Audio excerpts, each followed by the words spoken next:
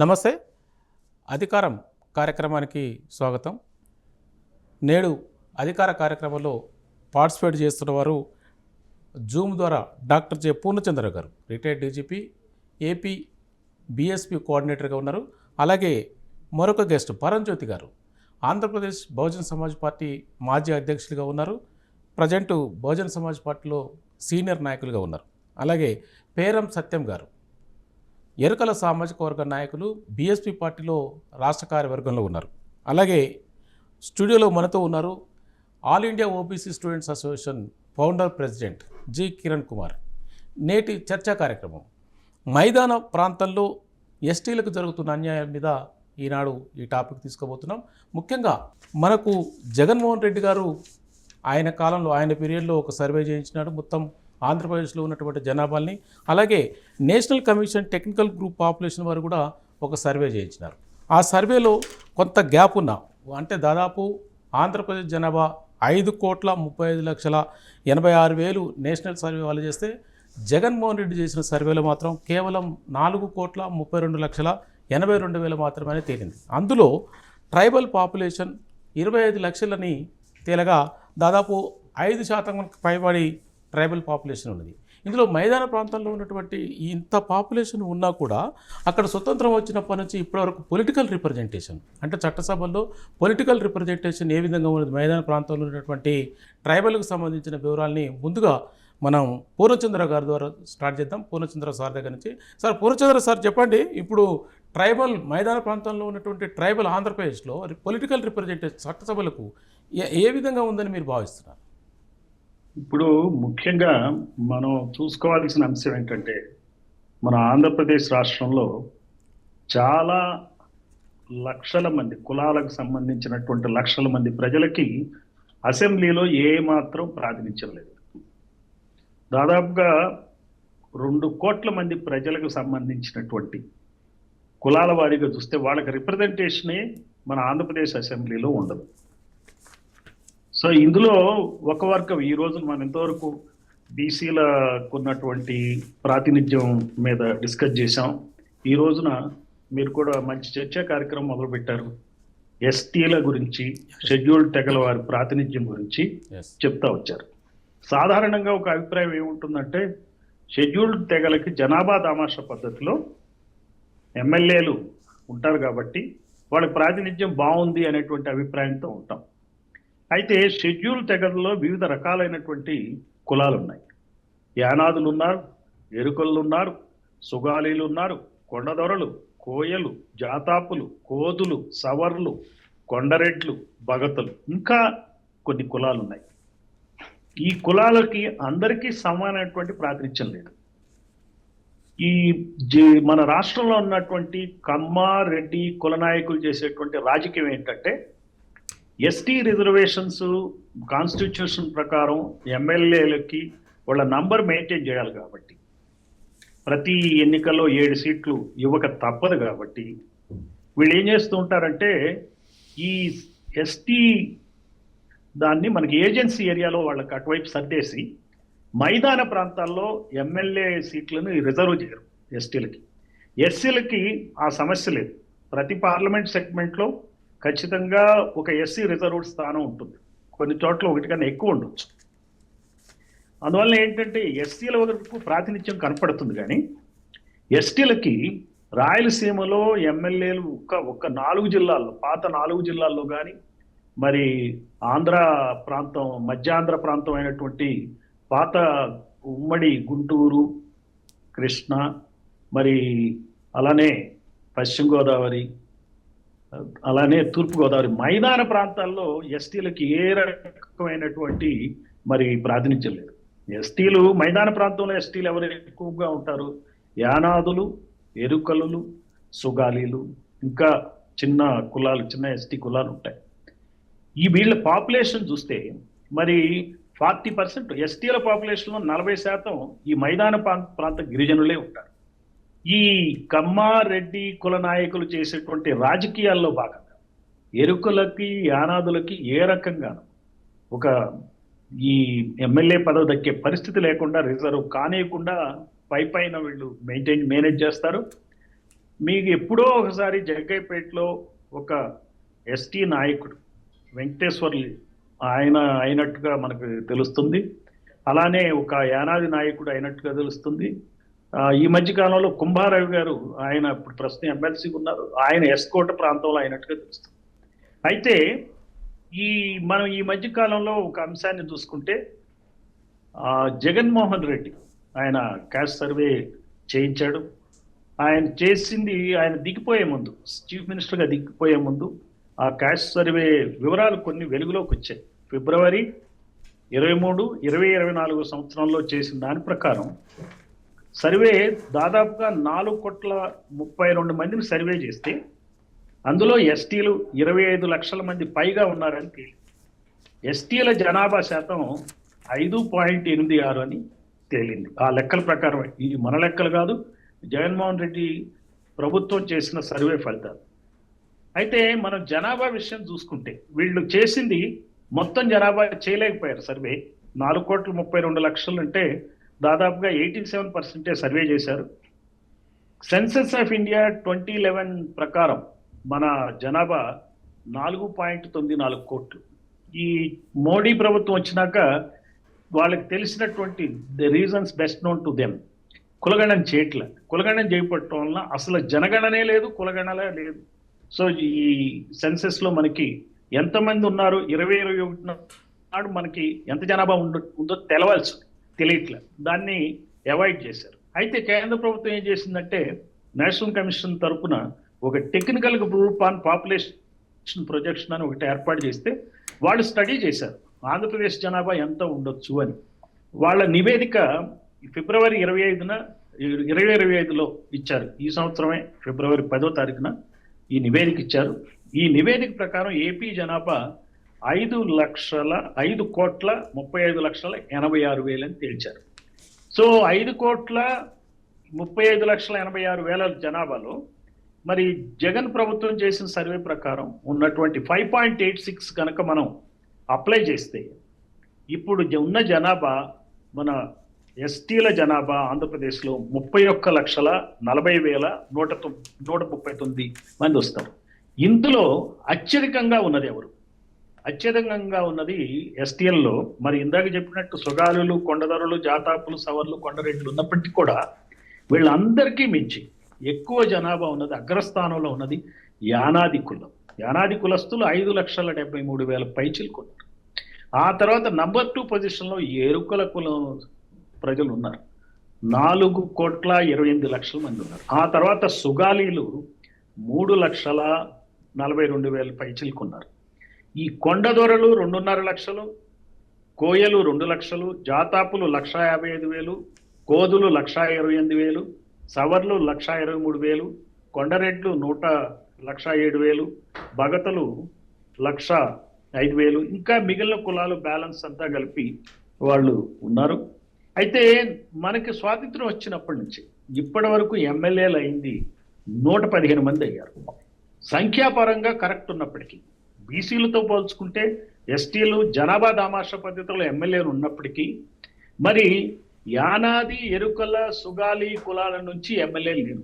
సుగాలికి సంబంధించిన ఎమ్మెల్యేలు కనీసం తెలంగాణలో అన్న కొంతమంది ఉంటారు, కానీ యానాది, ఎరుకలకు సంబంధించిన ఎమ్మెల్యేలు లేకపోవటం, వాళ్ళ పాపులేషన్ 2 కలిపితే 10 లక్షలు పైగా, అంటే మొత్తం ఎస్టీల జనాభాలో 3వ వంతు ఉంటే 3వ వంతు ఉన్నటువంటి ప్రజలకి ఆంధ్రప్రదేశ్ శాసనసభలో మరి స్థానం లేకపోతే అది నిజమైన ప్రజాస్వామ్యం ఎట్లయితుంది?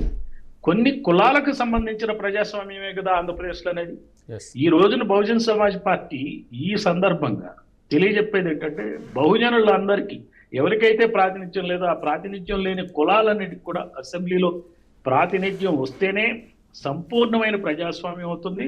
అంతేకాకుండా వాళ్లకు కావలసిన సమస్యల మీద అసెంబ్లీలో తగు విధమైనటువంటి మరి చట్టాలు కానీ, ప్రాసెస్లు కానీ, పాలసీస్ కానీ రూపొందించే అవకాశం ఉంది. అప్పుడే ప్రభుత్వం ఈ యానాది, ఎరుకల గురించి, ఈ కులాల గురించి, వాళ్ళ యొక్క దారుణమైన ఆర్థిక పరిస్థితి నుంచి బయట వేయటానికి, సామాజికంగా వాళ్ళకి గౌరవం పెంపొందించడానికి మేము మనుషులమే ఈ రాష్ట్రాల్లో, మాది కూడా ఈ ప్రభుత్వమే అనేటువంటి అభిప్రాయం రావడానికి చాలా ఆస్కారం ఉంటుంది. ఇది చాలా మంచి సబ్జెక్ట్ ఈరోజు మీరు ఎన్నుకున్నారు. థ్యాంక్స్ సూర్యారావు గారు. ఈ సందర్భంగా థ్యాంక్ యూ సార్. మరి చర్చను కొనసాగిద్దాం. Thank you sir. Thank you sir. Paranjyothi గారు చెప్పండి సూర్యారావు గారు. సార్, ఇప్పుడు వరకు సార్ చెప్పినారు కదా, మైదాన ప్రాంతంలో ఉన్నటువంటి ట్రైబల్ ఏదైతే ఉండిందో యానాది ఎరుకల సుగాలి, దాదాపుగా ఉన్నటువంటి వాళ్ళ రిప్రజెంటేషన్ ప్రకారం స్వతంత్రం వచ్చినప్పటి నుంచి వాళ్ళకు చట్టసభల్లో సరైన ప్రాతినిధ్యం లేదు. ఓవరాల్గా చెప్పాలంటే సుగాలి అంటే లంబాడి. ఆంధ్రప్రదేశ్లో లంబాడీస్ ఇంతవరకు శాసనసభలో అడుగుపెట్టలేదు సార్ చెప్పిన లెక్కల ప్రకారం. ఏమై ఉంటుంది అంటారు? అంటే ఏంది ఇందులో కుట్ర ఏమైనా దాగి ఉందంటారా? పూర్ణచంద్ర గారు చెప్పినట్లుగా సార్, మైదాన ప్రాంత గిరిజనులు అంటే వాస్తవానికి మొత్తం టోటల్ గా ఆంధ్రప్రదేశ్ యొక్క గిరిజన జనాభాని ఒకసారి తీసుకుంటే దానిలో దగ్గర దగ్గర సగం మంది అవును మైదాన ప్రాంతాలు ఉన్నారు. అవును, కానీ సగం మంది మైదాన ప్రాంతాలు ఉన్నారు కానీ వాళ్ళకి అసెంబ్లీలో ప్రాతినిధ్యం లేదు. అవును, అంటే సగం మంది పాపులేషన్ కి మైదాన ప్రాంతాలు ఉండవు కూడా ప్రాతినిధ్యం లేకపోవడానికి కారణం కూడా ప్రధానంగా ఇందాక పూర్ణచంద్ర గారు చెప్పినట్లుగా మైదాన ప్రాంతంలో నివసించేటువంటి వాళ్ళు ముఖ్యంగా అగ్రకులాలకు సంబంధించిన వాళ్ళు వీళ్ళు చేసినటువంటి కుట్రల వల్ల వీళ్ళకి మైదాన ప్రాంతంలో ప్రాతినిధ్యం లేకుండా పోయింది. అంటే ఈ రిజర్వేషన్ విధానం వల్ల మరి 7 ఎమ్మెల్యే సీట్లు ఈ రాష్ట్రంలో ఉంటే వీటన్నిటిని కూడా ఏజెన్సీ ప్రాంతాలకు పంపించి వేశారు. సార్, ఏజెన్సీ ప్రాంతాలకు పంపించేయడం అంటే ఇప్పుడు మైదాన ప్రాంతంలో ప్రధానంగా ఈ రాయలసీమ ప్రాంతం అలాగే దక్షిణ ప్రాంతంలో ఎక్కువగా ఈ యానాది ఎరుకల ఈ సుగాలికి సంబంధించిన వాళ్ళు ఆంధ్రప్రదేశ్ సంబంధించిన మైదాన ప్రాంత గిరిజనులు ఎక్కువ ఉన్నారు. మరి ఈ ప్రాంతంలో ప్రధానంగా ఈ రెడ్డి లేదా కమ్మ ఆధిపత్యంతో ఉన్నటువంటి ఈ ప్రాంతాల్లో మరి కొన్ని సీట్లు ఈ మైదాన ప్రాంతాల్లో ఉన్నటువంటి ఇక్కడ కానీ రిజర్వేషన్ ఇచ్చే పని అయితే వాళ్ళకు ఉన్నటువంటి ప్రాతినిధ్యాన్ని వాళ్ళకున్న సీట్లు పోతాయనే ఉద్దేశంతో రాజకీయం చేసి అన్నింటిని కూడా ఏజెన్సీ ప్రాంతాలకే తీసుకువెళ్ళారు. మరి దీని గురించి ఇంతకుముందు అక్కడక్కడ ఈ ఎస్టీ కులాలకు సంబంధించిన రిజర్వేషన్ ఉండేవి మైదాన ప్రాంతంలో కూడా. అవి కూడా తీసేసి ఇప్పుడు మొత్తం పూర్తిగా ఏజెన్సీ ప్రాంతాలకు పరిమితం చేశారు. మరి ఈ రోజు వాళ్ళ గురించి మాట్లాడే పరిస్థితి లేదు. ఈ మైదాన ప్రాంతంలో ఉన్నటువంటి గిరిజనులు వాళ్ళ సమస్యలు కూడా ప్రత్యేకంగా ఉంటాయి వాళ్ళకి. ఎందుకంటే ఇక్కడ ఏజెన్సీ ప్రాంత గిరిజనులు వేరు, మైదాన ప్రాంత గిరిజనులు వేరు. ఈ మైదాన ప్రాంత గిరిజనులు ప్రధానంగా ఎంత దుర్భరమైనటువంటి జీవితాలు గడుపుతున్నారంటే ఈ మైదాన ప్రాంతంలో ఏ కులాలు కంటే చాలా దుర్భరంగా బతుకున్నటువంటి వాళ్ళు వీళ్ళు. ముఖ్యంగా అధిక జనాభా ఉన్నటువంటి ఈ ఎరుకుల యానాది ఈ 2 కులాలు చూసుకునే పని అయితే కనీస సంక్షేమ పథకాలు కూడా వీళ్ళకి అందే పరిస్థితి లేదు. ఈ రోజు అత్యంత దుర్భరమైనటువంటి జీవన విధానం కనిపిస్తుంది వాళ్ళ జీవితాలు. వాళ్ళకి ఇల్లు లేవు, గుడిసెల్లో ఉండేటువంటి పరిస్థితి. కనీసం కొంతమందికి అసలు ఆధార్ కార్డులు లేవు, అసలు సంక్షేమ పథకాలు దగ్గర కూడా అందుబాటులోకి రావు. అధికారులు కూడా వాళ్ళ గురించి పెద్ద పట్టించుకోరు. ఇక కరెంటు లేనటువంటి గ్రామాలు ఏమైనా ఉంటే ఈ గిరిజన గూడెలు ఏమైనా ఉంటే ఇక్కడ ఈ మైదాన ప్రాంతంలో ఎరుకులు అనాథులు నించేటువంటి ప్రాంతం. కనీసం రేషన్ బియ్యం కూడా అందేటువంటి పరిస్థితులు, కనీసం రేషన్ కార్డులు కూడా కొంతమంది అందుబాటులో ఉంటాయి. కాబట్టి ఇవన్నీ కూడా నెగ్లెక్ట్ చేసినటువంటి ప్రజలు వీళ్ళందరూ కూడా వీళ్ళ గురించి పట్టించుకున్నాడు ఎవరు లేడు. ఎందుకంటే ఎన్నికలలో బార్గెనింగ్ కెపాసిటీ, మాకు ఇది కావాలి, మాకు ఇది చేయాలి, మాకు ఇది చేస్తే మీకు ఓట్లు వేస్తాం అని మాట్లాడేటువంటి పరిస్థితి కూడా ఈ కులాలకు సంబంధించిన వాళ్ళకి ఉండదు. కాబట్టి ఇటువంటి పరిస్థితుల్లో వీళ్ళని ఎన్నికలప్పుడు ఏదో వాళ్ళ ఆజమాయిషీ చేసేటువంటి కొంతమంది వ్యక్తులు ఆయా గూడెల్లో ఉండి ఆ గూడెల మీద ఆధిపత్యం సంపాదించి వాళ్ళు ఇష్టం వచ్చినట్టు వాళ్ళకి ఓట్లు వేసుకోవడం, ఏదో కొద్ది గొప్ప డబ్బులు సరఫరా చేయటమే కానీ వీళ్ళకి ప్రభుత్వ పరంగా ఏదైనా చేయకపోతే అధికారంలో ఉన్నటువంటి ప్రభుత్వానికి ఇబ్బంది కలుగుతున్నటువంటి ఒక భయం కానీ అటువంటి బాధ కానీ ఉన్నటువంటి అధికార పార్టీకి సంబంధించిన వాళ్ళకి ఏం లేదు. కాబట్టి వీళ్ళలో చైతన్యం రావాలి. చైతన్యం రావాలి. మాకు రావాల్సినటువంటి రాజ్యాంగపరంగా రావాల్సినటువంటి పథకాలు ఏతున్నాయో వాటన్నిటిని కూడా మాకు రాకుండా చేస్తున్నారు, అందటం లేదు. మరి అందేటువంటి పరిస్థితులు చేయాలి ప్రభుత్వం బాధ్యత అని చెప్పి నిలదీసి అడిగేటువంటి పరిస్థితి కూడా ఈ యానాది ఎరుకల మైదాన ప్రాంతంలో ప్రజలకు లేదు. కాబట్టి మేము అనుకుంటున్నామంటే ఖచ్చితంగా వీళ్ళకి రాజకీయ ప్రాతినిధ్యం వీళ్ళ గురించి మాట్లాడేటువంటి వాళ్ళు చట్టసభలో ఉండాలని మేము కోరుకుంటున్నాం. మరి దానికి అంతేకాకుండా మరి వీళ్ళకి అరకొరగా అందుతున్నటువంటి ఈ వాటిని కూడా వీళ్ళు సంక్షేమ పథకాలను కూడా వీళ్ళు అందుకునే పరిస్థితి లేదు. సార్ కాబట్టి సంక్షేమ పథకాలు ఇంకా వాళ్ళకి అనేక విధాలుగా ఎక్కువ అంటే బాగా ఇరుక్కుబడినటువంటి వర్గాలు కాబట్టి వీళ్ళకి అధిక ప్రాధాన్యత ఇచ్చి ప్రభుత్వం నిధులు కేటాయించి ప్రత్యేకంగా వాళ్ళ యొక్క అభివృద్ధి కోసం ఈ ప్రభుత్వాలు కృషి చేయాలా. సార్ కాబట్టి ఈ విషయాల్ని మేము ప్రధానంగా ఆ, ఈ ప్రజల దృష్టికి ప్రభుత్వం దృష్టికి తీసుకురావడం కోసం సార్ మరి మైదాన ప్రాంత గిరిజనుల్ని సంఘటితపరిచి వాళ్ళ యొక్క సమస్యల మీద ఈ రోజున సదస్సు నిర్వహించడానికి కూడా మేము ప్రయత్నం చేస్తున్నాం. సార్ ఈ క్రమంలో మరి మిగతా వాళ్ళందరూ కూడా ఈ గిరిజన మైదాన ప్రాంత గిరిజనుల యొక్క దుర్భర పరిస్థితిని బట్టి వాళ్ళ హక్కుల కోసం చేస్తున్నటువంటి వాళ్ళ ఈ సమీకృతం అవుతున్నటువంటి కులాలకి సంఘీభావం తెలియజేయాలని చెప్పి సార్ ఈ సందర్భంగా అందరిని కూడా మేము మీడియా ప్రతినిధుల్ని అలాగే డెమోక్రటిక్ ఉన్నటువంటి ప్రజాస్వామిక ప్రజలు అందరూ కూడా ఈ రోజు మేము విజ్ఞప్తి చేస్తాం. Okay okay thank you Paranjit గారు. సార్ పేరప్ సత్యం గారు. జైభీం సార్. సార్ వినపడుతుందా? మీరు చాలా కాలం నుంచి వినపడుతుంది సార్. జైభీం మీకు అందరికి కూడా, మన పూర్ణచంద్ర గారికి, అదేవిధంగా పరంజ్యోతి గారికి, మీకు అందరికి కూడా జైభీంలు. సార్ ముందు నా క్వశ్చన్ సార్, మీరు ఉమ్మడి ఆంధ్రప్రదేశ్ నుంచి కూడా ఎరుకల సామాజిక వర్గ ఉద్యమంతో పాటు ట్రైబల్ ఉద్యమంలో ఉన్నారు కదా. అవును సార్. దాదాపుగా అత్యంత ట్రైబల్లో మైదాన ప్రాంతంలో ఉన్నటువంటి ఇప్పటివరకు పూర్ణచంద్ర గారు కానీ పరంజ్యోతి గారు కానీ చెప్పింది మీరు విన్నారు కదా. యానాది, ఎరుకల, సుగాలి ఈ 3 సామాజిక వర్గాలు అత్యధిక జనాభా కలిగి ఉన్నా కూడా వారికి తగిన ప్రాతినిధ్యం లేదు. మీరు చాలా కాలం నుంచి ఉద్యమంలో ఉన్నారు, ఇప్పుడు బహుజన సమాజ్ పార్టీలో ఉన్నారు కదా సత్యం గారు. దీన్ని మీరు ఏ విధంగా చూస్తారు? వీళ్ళకి న్యాయం జరగాలంటే ఏం చేయాలి? నేను 97 నుంచి సామాజిక ఉద్యమాల్లో ఎరుకుల, యానాది ట్రైబ్స్ సంబంధించినటువంటి ఒక గిరిజన జాతిగా నేను కూడా ఈ సామాజిక ఉద్యమాల్లో ఉన్నాను సార్. అయితే ఇప్పుడు ఆంధ్రప్రదేశ్ లో మైదాన ప్రాంతంలో ప్రధానంగా ఎరుకుల, యానాది ప్రధానంగా ఎక్కువ జనాభా ఉంటారు సార్. ఈ గిరిజన తెగలు యానాదులైతే ఈ మొత్తం ఇటు సముద్ర తీర ప్రాంతంలో ఇసుక దిబ్బల మీద చిన్న చిన్న గుడిసెల్లో యానాది సంఘాలుగా వాళ్ళు నివాసం ఉంటారు సార్. అంటే ఊరికి దూరంగా ఇసుక దిబ్బల మీద చిన్న చిన్న గుడిసెల్లో ఉంటారు వాళ్ళు. చేపలు, చిన్న చిన్న కుంటల్లో చేపలు పట్టుకోవడం కానీ, లేకపోతే వర్షం వచ్చినప్పుడు ఉసుళ్ళు ద్వారా పట్టుకొని వాటి ద్వారా అమ్ముకొని బతికేటువంటి, పుట్టగొడుగులు అమ్ముకొని బతికేటువంటి, మరి అదే విధంగా తాటిపళ్ళు తాటికాయ సీజన్ లో తాటిపళ్ళు తిని బతికినటువంటి కుటుంబాలు సార్ యానాదులు. అదే ఎరుకుళ్ళు ఊరికి అంచున డొంకదారులు ఉంటారు సార్. వీళ్ళు పందులు, తట్టల పుట్టలు అల్లుకుంటూ ఎరుకుల గిరిజనులు ఊరమ్మడే ఉంటారు సార్. ఎరుకుల సంబంధించినటువంటి గిరిజనులు తట్టలు, పుట్టలు, పందులు ఇవన్నీ జీవన విధానం సార్. వీళ్ళు ఆ వృత్తి ద్వారా బతుకుతా ఉంటారు సార్ ఎరుకుల.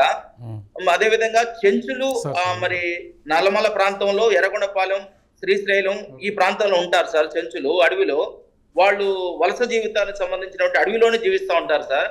అదే విధంగా సుగాలీలు కూడా ఆంధ్రప్రదేశ్ లో సుగాలీలు కూడా వాళ్ళు పశువులు కాపరిలుగా ఎడారిలో వాళ్ళు కూడా తండా జీవితాన్ని వాళ్ళు జీవిస్తూ ఉంటారు సార్.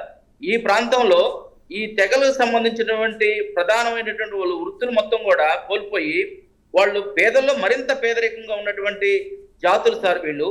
ఒక పక్కన పేదరికం, మరొక పక్కన వాళ్ళు ఇవాళ నేరముద్రని ఈ సమాజంలో ఈ అగ్రకులాలకు సంబంధించినటువంటి ఏ వస్తువు పోయినా అమాయకంగా ఉన్నటువంటి, రాజకీయ ప్రాతినిధ్యం లేనటువంటి వీళ్ళ మీద ఆ నేరాలు మోపుతూ వీళ్ళని చెయ్యని నేరాలకి జైలుకి కూడా పంపించేటువంటి, అంటే వీళ్ళకి ఎవరు మాట్లాడేవాళ్ళు లేరని చెప్పేసి ఆ నేరాన్ని బలవంతంగా వీళ్ళ మీద మోపి అగ్రకులాలకు సంబంధించిన వాళ్ళు, అగ్రకులస్తులు వీళ్ళ మొత్తం కూడా జైలు పాలు చేసేటువంటి పరిస్థితులు మైదాన ప్రాంతంలో ఉంటారు సార్. ఒకరిద్దరు చదువుకున్నటువంటి కుటుంబాలకు సంబంధించి ఉన్నా కూడా వాళ్ళు కూడా టౌన్ లోకి వచ్చినా కూడా ఇల్లు దొరకలేని పరిస్థితి ఎరుకలకు కానీ, యానాదులకు కానీ, బాడుగులకి చదువుకున్నటువంటి చిన్నపాటి ఉద్యోగం చేసే కూడా వాళ్ళకి ఇల్లు ఇచ్చేటువంటి పరిస్థితులు ఈ కుల సమాజంలో ఉన్నటువంటి నేపథ్యం సార్. అయితే మొత్తం కూడా ఈ వృత్తులు పోయి ఉపాధి లేక ఈ సమస్యల్ని చట్టసభల్లో మరి కనీసం చట్టసభల దృష్టికి, అసెంబ్లీ దృష్టికి కానీ, పార్లమెంటు దృష్టికి కానీ వీళ్ళ జీవన విధానం గురించి, వీళ్ళు వృత్తులు కోల్పోయిన విధానం గురించి చెప్పడానికి వీళ్ళు రాజకీయ పార్టీలకు సంబంధించినటువంటి ఈ అగ్రకుల రాజకీయ పార్టీలు వీళ్ళకి సీట్స్ కనీసం వాళ్ళ ప్రాతినిధ్యం, వాళ్ళ జనాభా తామస ప్రకారం వాళ్ళకి అవకాశం కల్పించారు సార్. రాజ్యాంగబద్ధంగా డాక్టర్ బిఆర్ అంబేద్కర్ గారు వీళ్ళకి రాజకీయ ప్రాతినిధ్యం, గిరిజనులకి అవకాశం కల్పించిన మైదాన ప్రాంతంలో వీళ్ళకి సంబంధించినటువంటి, అంటే వీళ్ళకి ఎరుకలకి సీట్ ఇచ్చినా, యానాది సీట్ ఇచ్చినా, లేకపోతే సెన్సస్ సీట్ ఇచ్చినా వాళ్ళ సీట్లు కోల్పోతారు. ఎందుకంటే వీళ్ళని ప్రధానంగా ఏంటంటే ఇప్పుడు చీరాల, చోటపురం, ఎదులుపల్లి ఈ ప్రాంతంలో ఎరుకుల గిరిజనులు యానాదులు ఉంటారు సార్. అదేవిధంగా చీరాల ఇటు ప్రాంతంలో మొత్తం ఎరుకుల ఉంటారు. ఎరుకుల దగ్గరగా ఉన్నా కూడా అవి 2 నియోజకవర్గాలు చేస్తారు సార్. అదేవిధంగా కావలి ఉంది, కావలి, కందుకూరులో మినుము, ఉలవపాడు, గుడ్లూరు ఈ ప్రాంతంలో దాదాపు ఎక్కువ మంది ఉంటారు సార్. కావల్లో కూడా ఎక్కువ ఉంటారు. కప్రాల తిప్ప ఈ అన్ని ప్రాంతాల్లో కూడా ఎరుకులాసు, యానాదీస్ ఉంటారు సార్. అంటే ఒక్కో నియోజకవర్గంలో 15,000 మంది, ఒక్కో నియోజకవర్గంలో 25,000 మంది కూడా ఉంటారు సార్. మాచర్ల కానీ, తర్వాత అనంతపురం, పుట్టపర్తి కానీ, అంటే వీళ్ళని ఒక్కో నియోజకవర్గం దగ్గర మండలాలను కూడా, అంటే పక్క నియోజకవర్గాలు అంటే ఒక జనాభా 30,000 మంది, 35,000 మంది వస్తే ఖచ్చితంగా మైదాన ప్రాంతాల్లో వాళ్ళకి సీటు ఇవ్వాల్సి వస్తుందని అగ్రకులాలు ఏం చేస్తారంటే వాళ్ళు మొత్తం కూడా రెండు నియోజకవర్గాల్లో పక్క పక్కన గిరిజనులు ఎక్కువ ఉన్నటువంటి నియోజకవర్గం ఒకటిగా చేస్తే 30,000 మంది, 40,000 మంది ఉంటే సగ జనాభా ఎక్కువ ఉంటారు కాబట్టి నియోజకవర్గంలో వాళ్ళకి సీట్ ఇవ్వాల్సి వస్తుందని నియోజకవర్గ పునర్విభజన కమిటీ వచ్చినప్పుడు వాళ్ళకి సంబంధించినటువంటి 2 నియోజకవర్గాల్లో 2 మండలాల్లో గిరిజన జనాభాని యువత చేసి కుట్ర పడతారు సార్. ఇప్పుడు లోకల్ బాడీస్లో, స్థానిక సంస్థలలో యానాది ఎరుకల రిప్రజెంటేషన్ ఉండిందండి? సర్పంచ్లు కానీ, ఎంపీపీలు కానీ ఏమన్నా అంతవరకన్నా రాగలిగినారా? సర్పంచులు, జడ్పీటీసీలు మరి జిల్లాకు 1, 2 ఇస్తారు సార్. ఎంపీపీ 1 ఇస్తారు సార్ జిల్లాకు సంబంధించి.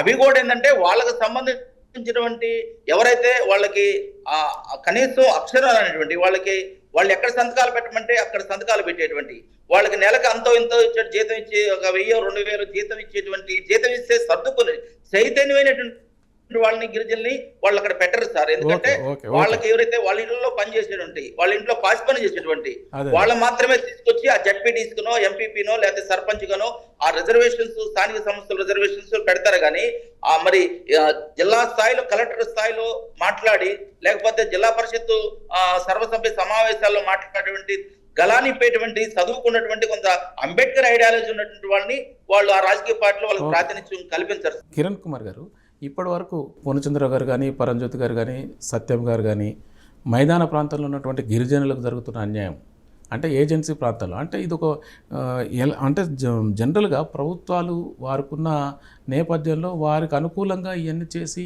మైదాన ప్రాంతం గిరిజనులకు అన్యాయం చేసినట్టు మీరు భావిస్తారా? సార్, యాక్చువల్గా ఒక పొలిటికల్ సైన్స్ స్టూడెంట్గా, పిహెచ్డి స్కాలర్గా ఒక్కసారి కాన్స్టిట్యూషన్ వైపు, ఒకసారి కాన్స్టిట్యూషనల్ ప్రొవిజన్స్ వైపు చూసినట్లయితే మనకు ఇంటర్ప్రిటేషన్లో article 16, article 15 and 16 proportionate representation of these communities, ఎస్సీస్, STs and socially educationally backward classes. So మనం ఎక్కువగా యాజ్ ఏ కేటగిరీగా రిప్రజెంటేషన్ ఉందా లేదా అన్నది చాలా వరకు డిబేట్ అన్నది అదే సోషల్ జస్టిస్, సామాజిక న్యాయ డిబేట్ వీటి మీదనే చేస్తూ ఉంటాం. కానీ ఇంటర్నల్ సామాజిక న్యాయం అంటే ఇంటర్నల్గా ఉన్న సోషల్ జస్టిస్ ఆస్పెక్ట్స్ మీద, అది బీసీల్లో ఎంబీసీలు, ఓబీసీలు కానివ్వండి, లేకపోతే ఎస్సీల్లో మాలా మాదిగా ఇష్యూస్ కానివ్వండి, లేకపోతే ఎస్టీస్లో ప్లెయిన్ ఏరియాస్, తర్వాత హిల్లీ ఏరియాస్ నుంచి వచ్చిన ట్రైబ్స్కి ఉన్న డిఫరెన్సెస్ కానీ, ఈ ఇష్యూస్ మీద చాలా తక్కువగా డిబేట్లోకి మనం వెళ్తాం. కానీ ఈరోజు ఈ డిబేట్లో మీరు ఈ డిబేట్ అంశం తీసుకున్నందుకు చాలా ధన్యవాదాలు. ఒక అంశం, ఆ ఇంటర్ప్రిటేషన్, ప్రపోర్షనేట్ రిప్రజెంటేషన్ అన్నది ఈ అన్ని కులాలని చూడాల్సిన, ట్రైబ్స్ని చూడాల్సిన అవసరం ఉందనేసి మా ఒపీనియన్. సెకండ్ ఇష్యూ వచ్చేసరికి డీలిమిటేషన్ ఇష్యూ సార్ చాలా క్రిటికల్గా ఇంపార్టెంట్ ఇష్యూగా రైజ్ చేశారు. ఇప్పుడు మొత్తానికి ప్రాబ్లం వచ్చింది మనకు ఉత్తరాంధ్రలోనే ఎక్కువగా ఎస్టీ సీట్స్ ఉండడము, తర్వాత మిగతా దగ్గర లేకపోవడం అనేది చాలా ప్రాబ్లమాటిక్గా వచ్చింది. ప్రొఫెసర్ యుగేంద్ర యాదవ్ గారు రీసెంట్గా జరిగిన డీలిమిటేషన్, గుంటూరులో జరిగిన ఒక పబ్లిక్ మీటింగ్లో 3 ఇంపార్టెంట్ ఇష్యూస్ ఉన్నాయి డీలిమిటేషన్లో. ఒకటి, దేశవ్యాప్తంగా ఉన్న డీలిమిటేషను, రాష్ట్రాలకు ఎన్ని సీట్లు వస్తాయన్నదే క్రిటికల్ ఇష్యూ. కానీ సెకండ్ ఇష్యూ, వితిన్ రాష్ట్రంలో ఒక స్టేట్లో డీలిమిటేషన్ ఎంత చేసుకోవచ్చు అన్నది స్టేట్ ఇష్యూ కింద తీసుకొని దాన్ని ఎంత ప్రపోర్షనేట్గా ఇంక్రీజ్ చేసుకోవాల్సిన అవసరం ఉంది అన్న అంశాల్లో తీసుకుని వచ్చినప్పుడు, ఇప్పుడు 175ని 250 చేస్తారా, 300 చేస్తారా, 350 చేస్తారా చూసుకొని ఇలాంటి రిప్రజెంటేషన్ లేని ట్రైబ్స్ లేకపోతే క్యాస్ట్లు ఏవైతే ఉన్నాయో అక్కడ డీలిమిటేషన్లో వాళ్ళని రిప్రజెంట్ చేసుకోవాల్సిన ఆస్కారం ఎంతైనా ఉందనేసి మేము భావిస్తున్నాం. సో సార్ ఇందాక చెప్పారు, చీరాల కానివ్వండి, లేకపోతే రాయలసీమలో చూసినట్టయితే లంబాడ కమ్యూనిటీ ఎక్కువగా మనం చూడొచ్చు, లేకపోతే యానాది కమ్యూనిటీ ఎక్కడైతే ఉన్నారో వాళ్ళ రిప్రజెంటేషన్ ప్రకారంగా అక్కడ ఏదైతే కాన్స్టిట్యున్సీస్ వస్తాయో అక్కడ డీలిమిటేషన్లో కూడా భాగం చేసుకోవాల్సిన అవసరం కూడా ఉందనేసి, ఫ్యూచర్లో చేయాల్సిన అవసరం ఉందనేసి కూడా చెప్తున్నాం. మూడో అంశం వచ్చేసి సామాజిక న్యాయం మీద పోరాడే సంస్థలు కానివ్వండి, లేకపోతే ఆర్గనైజేషన్స్ మాలాంటి విద్యార్థి సంఘాలు కానివ్వండి, లేకపోతే పార్టీలు, పొలిటికల్ పార్టీ, బహుజన సమాజ్వాదీ పార్టీ లాంటి వాళ్ళు కానివ్వండి, లేకపోతే అసోసియేషన్స్ కానివ్వండి, ఇవన్నీ కూడా ఈ ఇంటర్నల్ సోషల్ జస్టిస్ ఆస్పెక్ట్స్ ఏవైతే ఉన్నాయో దాని మీద కాన్సన్ట్రేట్ చేయాల్సిన అవసరం ఎంతైనా ఉంది.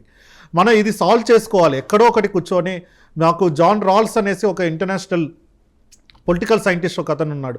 ఒక సామాజిక న్యాయం చేయాలి అనుకుంటే కనుక వీల్ ఆఫ్ ఇగ్నోరెన్స్ చేసుకోవాలి. వీల్ ఆఫ్ ఇగ్నోరెన్స్ అంటే మన ఏదైనా న్యాయం చేయాలనుకుంటే మనకున్న ప్రీజుడిసెస్ ఏవైతే ఉన్నాయో అవన్నీ తీసేసి ఆ అంశాన్ని చూడాల్సిన అవసరం ఉంది. సో ఇది ఎస్టీస్లో ఉన్న డిఫరెన్సెస్ కానివ్వండి, లేకపోతే ఎస్సీలో ఉన్న డిఫరెన్సెస్, బీసీలో, ఇవన్నీ కూడా మనం సాల్వ్ చేసుకోవాల్సిన అవసరం ఉంది. అలాంటి సాల్వ్ చేసుకోవాల్సిన ఇలాంటి క్రిటికల్ ఇష్యూస్ మీద, ఎందుకంటే ఇలాంటి కమ్యూనిటీస్ అసలు రిప్రజెంట్ కూడా చేయలేని కమ్యూనిటీస్ ఉన్న కమ్యూనిటీస్ ఇప్పటిదాకా అసలు పార్లమెంట్ కానీ లేకపోతే అసెంబ్లీ కానీ చూడని కమ్యూనిటీస్కి ఆస్కారం కలిగించాల్సిన అవసరం కూడా ఉంది. దానికి కాన్స్టిట్యూషన్లో డిబేట్ చేయాల్సిన ఇష్యూస్ మీద డిబేట్ చేయాల్సిన అవసరం ఉంది, పార్లమెంట్లో డిబేట్ చేయాల్సిన అవసరం ఉంది, అలాగే పబ్లిక్ డొమైన్లో సివిల్ సొసైటీ ఆర్గనైజేషన్స్ కూడా డిబేట్ చేయాల్సిన అవసరం. ఓకే, థ్యాంక్ యూ కిరణ్ గారు. ఫైనల్గా పూర్ణచంద్ర గారు, సార్ మీరు చెప్పండి సార్. ఇప్పటివరకు మన పరంజ్యోతి గారు, సత్యం చాలా బాగా చెప్పినారు వాళ్ళ కమ్యూనిటీస్ గురించి, అట్లనే కిరణ్ గారు కాన్స్టిట్యూషనల్ లెవెల్ చెప్పినారు. ఓవరాల్గా మీరు ఇచ్చే ఒపీనియన్ ఏంటి సార్ ఇప్పుడు మైదాన ప్రాంతానికి, ఏజెన్సీ ప్రాంతానికి జరుగుతున్న అన్యాయం పట్ల? సో మైదాన ప్రాంత గిరిజనుల్లో ముందు అవగాహన రావాలి. వీళ్ళు ఏం చేస్తున్నారంటే ఇంత అన్యాయం జరుగుతుందని అసలు స్పృహలో లేకుండా మనం జీవిస్తున్నాం. ఈ రోజు చూడండి, దేశం వ్యాప్తంగా ఏం చర్చ జరుగుతుంది. మన ముస్లిమ్స్ ని ఎక్కడైతే పాకిస్తాన్ టెర్రరిస్టులు వచ్చి మరి ఇక్కడ మనకున్న టూరిస్టులని చంపడం, దాని గురించే చర్చ మొత్తం సాగుతా ఉంది. అంటే ఇష్యూస్ ఇప్పుడు ఇక్కడ కొన్ని లక్షల మంది గిరిజనుల బతుకులు అన్యాయం అవుతున్నది. ఇదే ప్రజాస్వామ్యంలో ఇదే ప్రైమ్ మినిస్టర్, ఇదే చీఫ్ మినిస్టర్, వీళ్ళే వెళ్తున్నారు. ఇంకా చూడండి ఎంత అన్యాయం జరుగుతుంది. దీని గురించి చర్చించే వాళ్ళు లేరు ఈ రోజున. మీ ప్రైమ్ లైన్ వాళ్ళు నిజంగా థ్యాంక్స్ చెప్పాలి. అసలు ఈ సమయంలో ఇలాంటి చర్చ పెట్టడం అనేది చాలా గొప్ప విషయం. అది అంబేద్కర్ ఆయన ఏదో ఆనాడే చెప్పాడు, గాంధీ ఎప్పుడైతే స్వాతంత్ర్యం కోసం ప్రయత్నిస్తున్నాడో, దేశ స్వాతంత్ర్యం కోసం మీరు ప్రయత్నిస్తున్నారు, మా జాతుల స్వాతంత్ర్యం కోసం నేను ప్రయత్నిస్తాను. ఇది నాకు చాలా ఇంపార్టెంట్. అందువల్ల ఆయన ఏం చేశాడు, ఎస్సీల హక్కుల గురించి పోరాడాడు. ఆయన అంటరాని కులాలకి మరి రాజ్యాంగ పరంగా రక్షణ కల్పించి, అదే ఒకే ఒక్క దెబ్బలు ఇండియన్ కాన్స్టిట్యూషన్లో ఎస్టీలకు కూడా పోరాటం చేయకపోయినా సరే ఎస్సీలకు ఏ రకమైన భద్రత, రాజ్యాంగ భద్రత కల్పించాడు, ఎస్టీలకు కూడా అదే భద్రత ఆయన అంబేద్కర్ కల్పించాడు. ఇప్పటి వరకు మనం ఎక్కడ అంబేద్కర్ ఏం చేశారో అక్కడి నుంచి ఇప్పటి వరకు ఒక ఇంచు కూడా కదల ఈ జాతుల యొక్క స్వాతంత్ర్యం మీద ఏ రకమైన జరగలేదు. ఈ ప్రభుత్వాలన్నీ కూడా ఏదో ఒక ఇష్యూని తీసుకుని మరి ప్రజల యొక్క అటెన్షన్ డైవర్ట్ చేస్తున్నారు. ఈ పాలక కులాలు చేసే కుట్ర, ఇది కుట్రలో భాగమే. అందుకనే ప్రజలను చైతన్యపరిచి ఈ కుల ప్రభుత్వాలను దించటమే లక్ష్యంగా చేసుకోవాలి. ఎందుకంటే ఇది ఏజెన్సీ ట్రైబల్ ఏరియాస్ లో కూడా ఏం ఇబ్బంది ఉండదండి. అవి జనరల్ సీట్లు అయిపోతే అక్కడ ట్రైబల్సే ఎమ్మెల్యేస్ అవుతారు. ఎందుకంటే గణనీయంగా వాళ్లే ఉంటారు కాబట్టి. ఇప్పుడు అల్లూరి సీతారామరాజు జిల్లాలో 90% ట్రైబల్సే ఉన్నారు. అందువల్ల ఖచ్చితంగా ట్రైబలే అక్కడ ఎమ్మెల్యే కావాలి. అప్పుడు ఏమవుతుంది, 7 సీట్లకు తోడు అక్కడ ఒక 3-4 సీట్లు కలుస్తాయంటే 11 సీట్లు వస్తాయి. అంటే 11 మంది ఎస్టీలు రేపొద్దున అసెంబ్లీలో ఉంటారు. అంటే ఆ వార రెడ్డి ఎమ్మెల్యేలు, కమ్మ ఎమ్మెల్యేలు తగ్గిపోతారు. అంటే 4, 2 రెడ్లు 2 కమ్మ ఎమ్మెల్యేలు తగ్గిపోతారు. ఈ 4 తగ్గటం వాళ్ళకి ఇష్టం లేదు కాబట్టి వీళ్ళు ఏం చేస్తున్నారంటే ఈ రిజర్వేషన్ అటు తోసేసి, అవసరమైతే రేపొద్దున వీళ్ళు ఎట్లా తయారవుతారంటే, ఏ రకంగా ఈ కులాల మధ్య చిచ్చు చేస్తారంటే, ఈ పాలక కులాలు మాలామాదిగా వర్గీకరణ చిచ్చు పెట్టినట్టే ఇక్కడ కూడా ఏం చేస్తారంటే ఈ మైదాన ప్రాంత గిరిజనులు, తర్వాత ఏజెన్సీ ప్రాంత గిరిజనుల మధ్య చిచ్చు పెట్టే ప్రయత్నం కూడా చేస్తారు. అంత దుర్మార్గమైన కుల రాజకీయాలు ఆంధ్రప్రదేశ్ లో నడుస్తుంది. అందుకనే ఇప్పుడు నడిచేయన్ని మైనారిటీ ప్రభుత్వాలు, మెజారిటీ ప్రభుత్వాలు కాదు. ఎందుకంటే మెజారిటీ ప్రజలు బయట అసెంబ్లీలో లేరు. లేరు. కాబట్టి ఈ మైనారిటీ ప్రభుత్వాలు నిజంగా చెప్పాలంటే ఉమ్. అందువలన ఆ దృష్టితో ఈ గిరిజనులు చైతన్యపరచాలి. అందులో భాగంగానే మరి పరంజ్యోతి గారు, సత్యం గారు ఏదో కార్యక్రమం కూడా చేపట్టారు అవును. ఈ May 4th నాడు. ఆ వివరాలు కూడా మీరు వారిని అడిగి తెలుసుకుంటే బాగుంటుందని నా ఉద్దేశం. Thank you sir. సార్, విషయం ఏంటంటే ఇక్కడ మేము మైదాన ప్రాంత గిరిజనులు రాజకీయ ప్రాతినిధ్యం అడగటం, ఎందుకంటే ఇప్పుడు పూర్ణచంద్ర సార్ చెప్పినట్టుగా ఏజెన్సీలో ఉన్నటువంటి మొత్తం కూడా ఆదివాసులు, అక్కడ ఉండేది మొత్తం కూడా షెడ్యూల్ ఏరియా ప్రాంతానికి సంబంధించినటువంటి గిరిజనులే. ఆ ప్రాంతంలో ఆ గిరిజనులే వాళ్ళు ఓటు చేసుకుంటే అక్కడ ఎమ్మెల్యే కానీ వాళ్ళందరూ కూడా చట్టసభలో ఆ ప్రాంతానికి సంబంధించి మాత్రం వస్తారు. ఇక్కడ మేము ఇక్కడ మొత్తానికి ఎరుకుల, యానాది, సుగాలి, చెంచు ఈ తెగలకు సంబంధించినటువంటి వాళ్ళని మొత్తం కూడా ఉనికి కూడా కోల్పోతున్నాం. ఇక్కడ ఈ సమాజంలో ఏదైతే గౌరవపదమైనటువంటి జీవితాలు లేవు ఇక్కడ. ఎందుకంటే సమాజంలో ఇంకా అణచివేతకు గురవుతా ఉన్నాం. ఇక్కడ ఓ పక్కన బ్యాంకర్స్, ట్రైకార్ సంబంధించినటువంటి లోన్స్, బ్యాంక్ లోన్స్ వస్తున్నాయి. అవి బ్యాంకు వాళ్ళు మాకు దగ్గర కనీసం ఏ రాజకీయ నాయకుడినో, ఎవరో రెడ్డి గారినో, చౌదరి గారినో వాళ్ళు తీసుకొని వెళ్ళాలి. వాళ్ళు మా దగ్గర మాకు కనీసం వాళ్ళు మాకు సహకారం చేసేటువంటి పరిస్థితి ఉండదు. కాబట్టి ఏంటంటే ఇక్కడ మేము ఒక పక్కన సంక్షేమ రంగానికి దూరం అవుతున్నాము, ఒక పక్కన రాజకీయ రంగానికి పూర్తిగా దూరం అవుతున్నాము. ఇంకోటి ఆత్మగౌరవానికి, అంటే తెగలుగా మేము ఇవాళ సమాజంలో కుల సమాజంతో సంబంధం లేనటువంటి తెగలు మేము ఇవాళ కులాలు అడవి నుంచి మైదాన ప్రాంతానికి వలస జీవితంలో భాగంగా అక్కడక్కడ ఈ వ్యవసాయ పనిముట్లు, తట్టల పుట్టలు అల్లుకునే దాంట్లో దొంగదారుల మధ్యన నివాసులు ఉంటున్నాము. కుల సమాజంలో ఇవాళ మాకు కులంలో ఈ కుల వ్యవస్థలో, వర్ణ వ్యవస్థలో, కుల వ్యవస్థలో భాగమైపోయాం మేము. కుల వ్యవస్థ సంబంధం లేనటువంటి, వర్ణ వ్యవస్థ సంబంధం లేనటువంటి ఆదిమ జాతులమి ఇవాళ కుల సమాజంలో మాకు కూడా వాళ్ళ అంటరానితనాన్ని, మైదాన ప్రాంత గిరిజనులు కూడా ఇవాళ సమాజం, ఇవాళ అగ్ర కులాలు మమ్మల్ని కూడా అగౌరవపరుస్తున్నాయి. ఆకలి, అంటరానితనం, పేదరికం, 3 సమస్యలు మాకు మైదాన ప్రాంతంలో పెనవేసుకొని ఉన్నాయి. ఇవన్నీ కూడా ఏంటంటే మాకు ఇవన్నీ మాట్లాడటానికి మేము మైదాన ప్రాంత గిరిజనులు ఆత్మగౌరవ పోరాటాలు, సామాజిక న్యాయ పోరాటాలు, ఎరుకులకు సంబంధించి కానీ, యానాదికి సంబంధించి కానీ మా పూర్వీకులు పెద్దలు అనేక పోరాటాలు చేశారు. వాళ్ళ కొనసాగింపుగా మేము చేస్తూనే ఉన్నాం. అందులో భాగంగా ఈ మరి May 4వ తారీఖు ఒంగోలు అంబేద్కర్ భవనంలో గిరిజన మైదాన ప్రాంత గిరిజన సదస్సు, అదేవిధంగా గిరిజన సమన్వయ కమిటీ ఆధ్వర్యంలో జరుపుతున్నాం. రాష్ట్ర వ్యాప్తంగా కూడా మరో పోరాటానికి, రాజ్యాధికారం కోసం, మైదాన ప్రాంత చట్టసభలో ప్రాతినిధ్యం కోసం ప్రత్యేకమైనటువంటి ఐటీడీఎస్ ఏర్పాటు చేయాలనేది, ఏజెన్సీలో ఏ విధంగా అయితే ఐటీడీఎస్ ఉన్నాయో మైదాన ప్రాంతంలో కూడా ఐటీడీఎస్ ఏర్పాటు చేయాలని, ఎస్టీ సప్లాన్ నిధుల్ని సక్రమైనటువంటి ఉపాధికి, సాధారణ పథకాలకి అమలు చేయకుండా జనరల్ గా గతంలో జగన్మోహన్ రెడ్డి గారు ఇతర పథకాలకి, ఎస్టీ సప్లై నిధులు ఇతర పథకాలకి అమలు చేశాడు. ఈ ఎస్టీ కార్పొరేషన్స్ అన్ని కూడా నిర్వీర్యం చేశాడు. అట్లా కాకుండా ఉపాధి బ్యాంకర్స్ ముందుకు వచ్చేవారు కాబట్టి స్వచ్ఛందంగా ఒక సమీకృత గిరిజన సమీకృత అభివృద్ధి సంస్థలను మైదాన ప్రాంత గిరిజనులు కూడా ఏర్పాటు చేయాలని, ప్రధానంగా ఏంటంటే భూమి లేని వాళ్ళుగా మేము గిరిజన ఎరుకులమై చేతి వృత్తులు, జానాదులు అయితే చేపలు పట్టుకునే పరిస్థితి, మరి ఎరుకులైతే తట్టాబుట్ట ఈ సమాజంలో ఆ వృత్తులు లేవు. పందులు ఇవాళ రాష్ట్ర ప్రభుత్వాలే ఎరుకుల జీవన విధానాన్ని మొత్తం కూడా దెబ్బతీస్తున్నాయి మెదడుబాబు సాగుతోటి. ఇవాళ చెంచుస్ అడవిలో మరి ఇంకా చింతపండు తింటూనే ఆకలి తీర్చుకునే పరిస్థితి ఉంది. ఇవాళ అదేవిధంగా కమ్మర్లు కూడా మైదాన ప్రాంతాల్లో కొన్ని కుటుంబాలు ఇంకా ఇవాళ వ్యవసాయ పనిముట్లు చేసేటువంటి, ఇనుము ద్వారా చేసేటువంటి వృత్తులుగా వాళ్ళు ఉన్నారు. నక్కల వాళ్ళు ఇవాళ రోడ్డు మీదనే ఇవాళ వాళ్ళ జీవన విధానం కొనసాగుతుంది. ఈ తెగల సంబంధించి మొత్తం కూడా మాట్లాడేటువంటి ఇతర కులాలకు సంబంధించిన రెడ్డి గారు, చౌదరి గారు చట్టసభలో మైదాన ప్రాంతాలు ఉంటే కనీసం ఏ రోజు కూడా మైదాన ప్రాంత గిరిజనులు వారి ద్వారా ఓట్లు పొందినటువంటి గిరిజన మైదాన ప్రాంత గిరిజనుల ద్వారా ఓట్లు పొందినటువంటి వాళ్ళకి ఎలక్షన్ టైంలో పెద్దగా డబ్బులు కూడా ఇవ్వరు. ఎందుకంటే వాళ్ళకి సరాయి నీళ్లు మాత్రమే ఇస్తారు రాజకీయ పార్టీలు. సరాయి ఇచ్చేసి ఆ సరాయి ద్వారానే అక్కడ ఉన్నటువంటి ఎవరో లీడర్ కు సంబంధించినటువంటి 2000, 3000, 5000, 10 ఇచ్చేసి వాళ్ళకి మొత్తం కూడా ఆ ఓట్లు గుత్తగా ఎంచుకుంటారు. మనకు ఉన్నట్టు ఎవరైతే వాళ్ళకి మొత్తం అణియమనికి ఉండాల్సి వస్తుంది.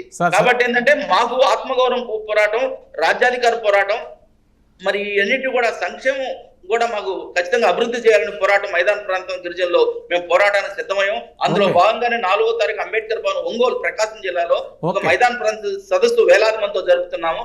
కాబట్టి మా బాధలను కూడా మీడియా వాళ్ళు కానీ మొత్తం మీరు చాలా సంతోషం.